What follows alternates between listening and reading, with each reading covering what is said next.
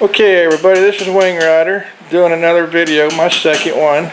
Get this stabilization thing going here. Anyway, behind me my brother Chris is working on his Honda Shadow, rebuilding the forks on it, so I'm going to introduce you to him. Say hello everybody. Hello everybody. Nice work there. This is his motorcycle shop. He's got quite a few bikes in here. He's one of them do-it-yourselfer kind of guys, that's for sure. Anyway, let's see what else we got here. My old Honda Goldwing that I sold to him when I bought my new one. He's got another Shadow over there.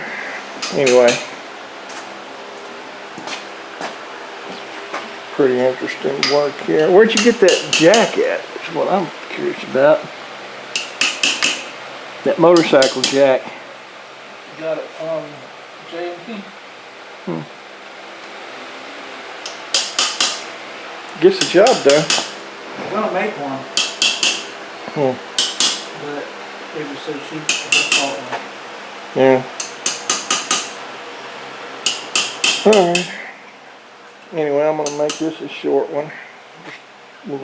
Still learning how to post on YouTube and stuff, so I'm going to wrap this up, say goodbye.